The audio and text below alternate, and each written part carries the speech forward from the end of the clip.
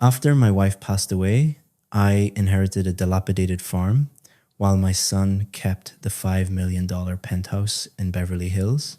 The day he read the will, he called me a useless old man and told me I had 22 days to get out of his life. With nowhere else to go, I drove 5 hours to the countryside and unlocked a farmhouse I had never seen before. But when the rusty door slowly opened, what I saw inside left me speechless. Have you ever felt like the invisible one in your own family? Have you ever given everything only to be told you are a burden? Drop a comment and let me know where you are listening from and what time it is for you right now. I would love to know who is part of our community. I did not argue. I did not beg for a single extra hour in the $5 million tomb I had designed for my wife. Brandon's words were still hanging in the air, cold and sharp, but I did not let them cut me. He had called me a useless old man, a burden whose time had expired along with the woman who held this family together. He had used a power of attorney, manipulated during Cynthia's final hazy days, to strip my name from the deed of the very home I had designed. I did not cry. I did not ask why. My anger was not loud this time, it was clinical. I simply walked past him and went to my study. Inside that room were 30 years of my life. As an architect, I had built high-rises that touched the clouds, but Brandon only saw the dust on my drafting table. I began rolling up my old blueprints, the original hand-drawn designs for this very penthouse, and the corporate offices that funded his designer suits. To him, these were just rolls of scrap paper. To me, they were the physical proof that I had built the world he was currently standing on. I realized then that I had been the silent investor in their version of family, and my compassion had been a luxury they had overdrafted for years. The sound of Mackenzie's voice drifted in from the hallway. She was already live streaming to her followers, her phone camera sweeping over the Italian marble floors. "Hey guys, quick update," she chirped into her microphone. "We're finally starting the renovation. Out with the old, in with the new. We've got so much vintage junk to clear out." She poked her head into my study, not even pausing her recording. She pointed her lens at the box of books I was holding and whispered a stage aside about the smell of old people. I did not look at her. I did not give her the engagement she craved. "Do not touch the silver," Brandon called out from the living room, his voice echoing through the open floor plan. "I have had the inventory notarized. Anything not on your specific list of personal effects stays here. That includes mom's jewelry." I stopped and looked at the empty space on the wall where a portrait of Cynthia used to hang. He had already moved it, probably to the basement or worse, the trash. It was then I understood our relationship was never a bond, it was a contract. One where I had been footing the bill while he looked for a way to cancel the service. I walked out of that penthouse with 3 boxes and a heavy roll of blueprints. I did not look back at the floor-to-ceiling windows or the panoramic view of Los Angeles. I did not need to. I knew the structural integrity of that building better than anyone, and I knew that without the foundation I had provided, it was just a hollow shell. Brandon stood by the door, checking his watch. 22 days, Dad, he reminded me. I am having the locks changed on the 23rd. I gripped the rusted key to the Kern County farm in my pocket. It felt heavier than the keys to the mansion ever had. This was not a breakdown, it was accounting. I had 22 days to balance the books, and for the first time in my life, I was looking forward to the audit. The city lights of Los Angeles began to blur in my rearview mirror, but my mind was fixed on 1995. Back then, I was not just an old man with a box of blueprints. I was a rising star in the architectural world. I had firms headhunting me and designs on my desk that could have redefined the West Coast skyline. But Cynthia had a vision of her own, one made of mineral deposits, geological surveys, and untapped potential. She needed to be in the field, often for months at a time, and someone had to be the anchor at home. Brandon was only 5 years old. We could not both be out chasing empires. So I made a choice. I scaled back my career, taking on small residential projects and freelance consulting, just to ensure I could be the one to pack Brandon's lunches and attend every single parent-teacher conference Cynthia missed. I was not just his father, I was the primary architect of his entire childhood. I stayed up late helping him with math, and spent my weekends on the sidelines of soccer fields, while Cynthia was miles away, deep in the Kern County dirt. I looked at it as a long-term investment in our collective future. Now, I realized I was just the silent investor in a family business that had no intention of paying dividends. In the early 2000s, when Cynthia's first geological firm hit a financial wall, I did not hesitate. I sold my remaining stake in the architectural partnership I had helped build to keep her dream afloat. That money, over $200,000, did not just save her company. It paid for Brandon's elite private school tuition, which cost us $18,000 a year for over a decade. I signed those checks with pride, thinking I was building a foundation of gratitude. In reality, I was just teaching my son that my resources were his to exhaust. People see a man like me, someone who stays silent while his own son evicts him, and they call it weakness. They do not understand the invisible chains of the survivor. For years, I lived in a prison without bars, one I had built myself out of loyalty and a misplaced sense of duty. My silence was not a lack of courage. It was the ultimate luxury. I provided them the freedom to be cruel without consequence. I stayed because I loved Cynthia, and I stayed because I hoped that if I gave Brandon enough, he would eventually find the character I knew was missing. I had been living on emotional credit, and Brandon had just triggered a total default. I watched the road transition from paved highways to the cracked, dusty arteries of the Central Valley. My compassion had been a resource they had mined until the ground beneath me was hollow. Brandon did not see the man who had sacrificed a legacy so he could have one. He only saw a spent asset. He thought he was throwing out a useless old man, but he was actually releasing his biggest creditor.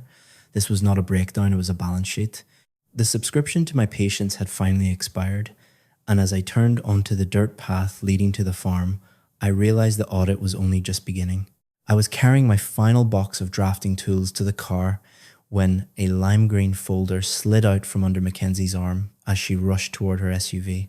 She did not notice. She was too busy bark ordering someone on her headset about aesthetic coherence for her next reel. I picked it up, intending to hand it back until the header stopped my heart. Sunset Meadows Senior Living. It was not a brochure, it was a signed agreement. I flipped to the financial page. Accommodation, shared occupancy, wing B, monthly rate $3,200. In a state where quality assisted living starts at $10,000 a month, Brandon had hunted for the absolute bottom of the barrel to save a few extra dollars. That was the price of my life, a shared room in a facility known more for its lawsuits than its care. But it was the date at the bottom that felt like a physical blow. It had been signed 60 days ago. Cynthia was still in the hospital then. While I was sleeping in a chair by her bed, Brandon was already measuring me for a coffin made of cheap drywall and fluorescent lights. I did not confront them. Not yet. I needed to see how far the rot went. I opened Mackenzie's social media page, the one she had spent the last week using as a digital auction house. She was holding up Cynthia's rare crystal specimens, the ones my wife had hiked through treacherous terrain to find. Vintage earth tones for your modern home, she captioned. She had sold the entire private collection for $5,000, a fraction of its scientific value, just to fund the lease on a new convertible. She called them dusty rocks. To me, they were the story of 30 years of discovery. Now, they were just another overdraft on my patience. The air in the penthouse felt thinner, poisoned by a level of greed that surpassed mere inheritance. Brandon was not just taking my home, he was erasing my humanity to clear space for his social standing. He had orchestrated my exile from the very beginning, waiting for the woman who protected me to be silenced so he could trigger the liquidation. I put the folder in my car and drove. The road toward Kern was a long, lonely stretch of asphalt through the high desert. My phone buzzed with an automated alert. My joint checking account had been closed. Brandon was thorough. He wanted me desperate. My personal accounts, where my social security and residuals were deposited, had been frozen for my protection by Brandon, using that cursed power of attorney. He didn't just close a door, he built a wall between me and my own life's work. He wanted me to crawl back and beg for that room in Sunset Meadows. But as the silhouette of the old farmhouse appeared against the darkening sky, I felt a strange sense of clarity. He thought he was sending me to a wasteland. He did not realize he was sending me to my base of operations. I pulled up to the gate of the farm. The apple trees were twisted skeletons, their leaves long gone. looking more like ghosts than a garden. The barn leaned at a precarious angle, its red paint peeling like sunburnt skin. Brandon had called it a collapsing shack in the middle of nowhere. To him, it was a tax burden. His CFO mind was so fixated on Class A city real estate that he dismissed this rural dirt as a non-performing asset without ever pulling a geological report. To me, it was the only piece of ground where his signature had no power. Cynthia had kept this land as separate property, a hidden safety net she refused to merge with our joint assets, knowing this day might come. I stepped out into the cold wind, the rusted key heavy in my palm. The transaction of family had been voided. Now it was time for the recovery of assets. The Kern County air was dry, carrying a faint, sharp, metallic tang that felt out of place in an apple orchard. As I walked through the rows of grey, twisted trees, I noticed the soil was not just parched. It was covered in a thin, crystalline white crust. Most people would see a dying farm. My architect's eye saw a geochemical signature. These trees had not died from neglect. They had been poisoned by the very treasure they were sitting on. High mineral salinity, lithium. Cynthia had secured the mineral rights back in the 90s for pennies. She spent decades quietly surveying the brine deposits, keeping the data on a private server, waiting for the technology and the world to catch up to the treasure she'd found. The white gold of the new energy economy. Cynthia had not left me a patch of dirt. She had left me a strategic reserve. I reached the farmhouse porch, the wood groaning under my boots. I slid the rusted key into the lock and turned. The door did not just open, it surrendered. Inside, the air was still and cool. I followed the floor plan in my mind, heading straight for the small door behind the kitchen pantry. It led to the cellar. The stairs were narrow, but when I reached the bottom, I did not find old jars or cobwebs. I found a heavy, reinforced steel door with a digital keypad. I tried the date of our wedding. Red light. I tried the date Cynthia was diagnosed. Green light. The door hissed open. Inside was a world Brandon could never comprehend. It was a high-tech geological lab, powered by a silent solar array on the barn roof. Monitors displayed real-time price fluctuations for lithium-ion components. Soil maps of Kern County were pinned to the walls, showing a massive underground brine deposit centered exactly beneath these 800 acres. Cynthia had spent the last 18 months of her life mapping this out, ensuring that the man who had been her anchor would never be adrift. In the center of the room sat a black leather portfolio. I opened it, expecting more maps. Instead, I found a stack of bank transfers and withdrawal slips, $750,000.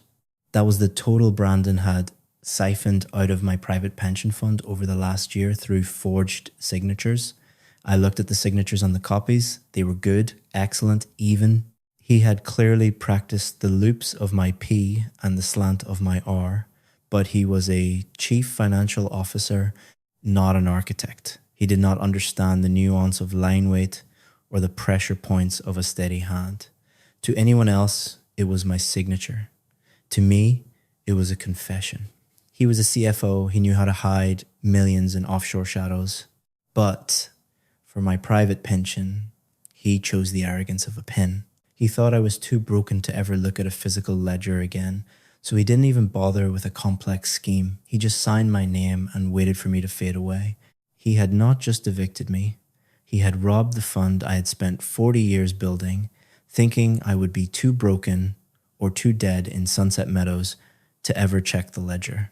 He thought he had left me with nothing but a massive tax bill and a collapsing shack. He did not realize that in this basement, I was surrounded by the evidence that would dismantle his entire life.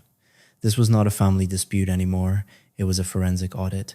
Brandon wanted to play a game of leverage. Fine. I sat down at the terminal and began uploading the files to a secure cloud drive. I had 750,000 reasons to be cold and 50 million reasons to be thorough. The headlights of an approaching vehicle cut through the Kern County dust at exactly 9 o'clock in the evening on Thursday. I did not reach for a weapon, I reached for my tablet. Helen Sinclair stepped out of her SUV, her heels clicking against the parched earth with the precision of a metronome. She did not look at the dilapidated farmhouse or the skeletons of the apple trees. She walked straight to the cellar door, her silhouette sharp against the moonlight. "I see you found the laboratory, Philip," she said, her voice devoid of small talk. She entered the basement and sat at the terminal, her presence bringing the scent of expensive parchment and cold law into the room. She did not ask how I was feeling. She knew that in this room, emotions were a liability we could not afford. She opened a secondary encrypted file on the main server, one even I had not seen yet. "Cynthia did not just leave you a farm," Helen said, her eyes fixed on the scrolling code. "She built a legal fortress. We spent 18 months designing this. This is section 47C of the Irrevocable Trust. We called it the ethics tripwire." I leaned in, watching the legal language unfold on the screen. It was beautiful in its lethality. The clause stated that Brandon's entire inheritance, the $16 million portfolio, the penthouse, and the retirement accounts was strictly conditional. If the beneficiary engaged in elder abuse, documented neglect, or any financial crime against the family estate or its principal, his rights were voided immediately. This wasn't just a moral clause. It was a legal trapdoor for financial elder abuse, making any criminal act a total forfeiture of his inheritance. The assets would not just be frozen, they would be rerouted into a charitable foundation managed solely by me. It was a kill shot designed 2 years in advance. Cynthia had seen the structural flaws in our son long before I was willing to admit they existed. "The $750,000 he siphoned from your private pension?" Helen asked, looking at me over her glasses. "That's the detonator." She pulled up a document from a contact in the white-collar crime division. Because the transfers involved forged signatures on federal retirement documents, it was not just a family dispute, it was a felony. Brandon was not just ungrateful, he was a criminal who had practiced my signature until he had scripted his own downfall. "Brandon thinks he is playing a game of leverage," I said. My voice was clinical, the sound of an architect identifying a condemned building. "He thinks he can trade my silence for a shared room in a shared facility. He does not realize that his entire lifestyle is currently on a countdown timer." Helen handed me a flash drive. "Everything is ready. The signatures are authenticated.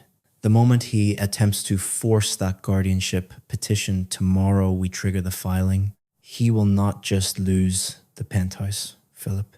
He will lose his professional license and his freedom." I looked at the rusted key sitting on the desk. It had been the key to my exile, but now it was the key to my armory. I was not an old man waiting for a miracle. I was a creditor coming to collect a debt that had been compounding for 30 years. Tomorrow was Friday. Tomorrow the audit would be final. Friday arrived with a cloud of white dust. Brandon's black SUV, worth more than most homes, pulled into the orchard with a violence that made the grey, lithium-choked soil scream beneath its tires. He stepped out wearing a $3,000 suit, looking like a man who owned the horizon. Mackenzie stayed in the passenger seat, her phone held high as she recorded the distressed farm aesthetic for her followers.